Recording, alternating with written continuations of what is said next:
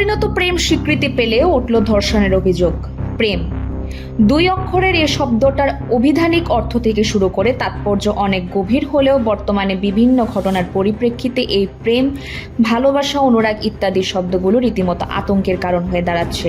এবার এক অপরিণত প্রেমের ঘটনায় ধর্ষণের কাহিনী যুক্ত হওয়ায় যুগপৎ চাঞ্চল্য এবং বিভ্রান্তি তৈরি হয়েছে ত্রিপুরার তেলিয়ামুড়াতে।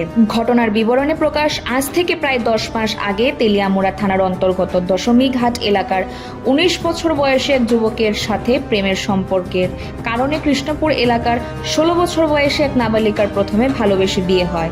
এরপর দুই পরিবারের সম্মতিতে কৃষ্ণপুর আমতলী এলাকায় সেই নাবালিকার বাড়িতে ঘটা করে বিয়ের আয়োজন করা হয়।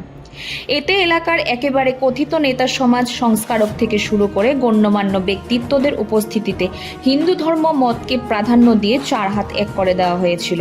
এরপর যথারীতি সেই 16 বছরের নাবালিকা মেয়েটি বধূ হিসেবে তার ভালোবাসার পাত্র অর্থাৎ তেলিয়ামুড়ার দশমীঘাটের স্বামীর বাড়িতে থাকতে শুরু করে। তবে কিছুদিন যেতে না যেতেই ঘটে ছন্দপতন, উঠতে থাকে নির্যাতনের অভিযোগ। একটা সময়ে সেই নাবালিকা মেয়েটি বিয়ের মাস 3 পর বাবার বাড়িতে চলে যায়।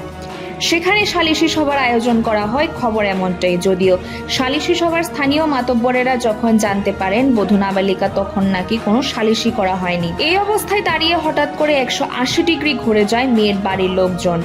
যেই মেয়ের বাড়িতে ঘটা করে পুরোহিত ডেকে বিয়ের নামে 4 হাত এক করে দেওয়া হয়েছিল, সেই মেয়ের বাড়ি থেকেই আইনের অস্ত্র ব্যবহার করে নাবালিকা কন্যার 19 বছর বয়সী স্বামীর বিরুদ্ধে সুস্পষ্টভাবে ধর্ষণের অভিযোগ করা হয় এবং স্বাভাবিকভাবেই তেলিয়ামুড়া থানার পুলিশ ধর্ষক হিসেবে অভিযুক্ত নাবালিকার স্বামীকে গ্রেফতার করে। এই ঘটনার বেশ কিছু প্রশ্ন তৈরি হচ্ছে। প্রথম প্রশ্ন, নাবালিকার ঘটা করে বিয়ে হচ্ছিল, তখন এলাকার কথিত সমাজ দরদিরা কোথায় ছিলেন?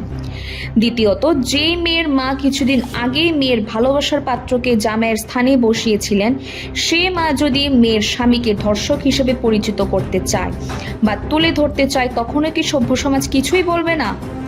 এই প্রশ্নগুলো হয়তো প্রশ্ন হিসেবেই থেকে যাবে। তবে তেলিয়ামুড়া এবং কৃষ্ণপুরের এই ঘটনা ব্যাপক আলোড়ন তৈরি করেছে। এখন দেখার বিষয়, আইন সত্যিকারের অর্থে কোন দৃষ্টিতে বিচার কার্য পরিচালনা করে। Bureau report, the social Bangla. দ্বিতীয় পূজার দিন আমার পূজা দেখতে হয়েছে, আমার বাড়ি থেকে করেছে কৃষিকার যে পূজা দেখুন। তো আমি তো আবার কৃষিকার থাকতাম পারি দুদিন, এই কথা পেয়ে বাইরে হয়েছে পূজা দেখতে। তো পূজা দেখতে হয়েছে বলে এরপরে দেখেছে আমি ফোন করছি বিকালবেলা 2 বার, মা আমি ওখানে যাইতেছি পূজা দেখতাম। তারপরে তখন 8টা বেজে গেছে, আবার ফোন করছি, তখন ফোন করছি বলে বলতেছে মা আমি আইতাছি। আমি কিছু মনে বলে খোলা বলে ফোন করছে না কিটা করছে, আমি কিছু মনে বলে দাঁড়াইছে পরে ছেলেগুলো আগরতলা ছিল।